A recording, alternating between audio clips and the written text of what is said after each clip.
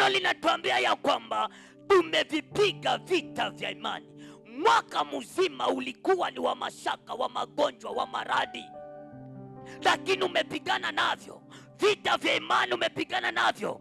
Imani yako umelinda na mwendo umeumaliza, maana umeingia mwaka wa 2026. Amen. Na anasema ya kwamba baada jinsi ulivyokinyaga huu mwaka, kunayo taji ndugu yangu imepata kutayarishwa.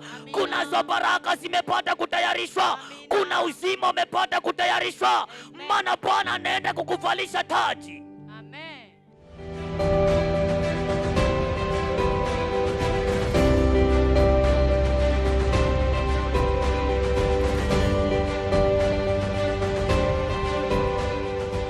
Mwaka wa kuinuliwa na ni mwaka wa kufunguliwa.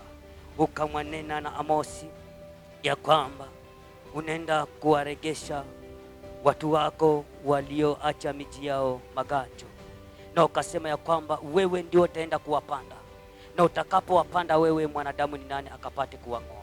Baba, umewapanda katika mwaka wa 2026, ukawe mwaka wa baraka. Kusinuke mtu kutaka kuwaharibia baraka zao. Kusinuke mtu kutaka kutatiza baraka zao. Kusinuke mtu kutaka kuangamiza maono yao. Maono yao yakapate kukamilika, ndoto zao zikapate kukamilika. Ninakushukuru maana Bwana umesikia ombi hili na unaenda kuwatendea. Mungu awe mwema katika maisha yenu, kwa sababu tumeingia mwaka. Ni furaha ya kwa kila mmoja.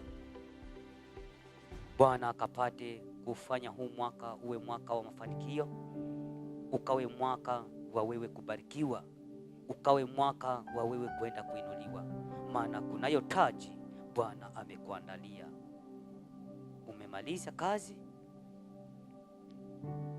mwendo umeumaliza, vita umepigana navyo, vita vya imani, lakini Bwana amekushika mkono. Una sababu ya kumwambia kwamba Bwana ni asante kwa kuingia huu mwaka. Nasema Bwana mbariki, amani ya Bwana iwe pamoja nanyi. Mwaka wa baraka, mwaka wa mafanikio, mwaka wa kuinuliwa. Sema amen. Amen.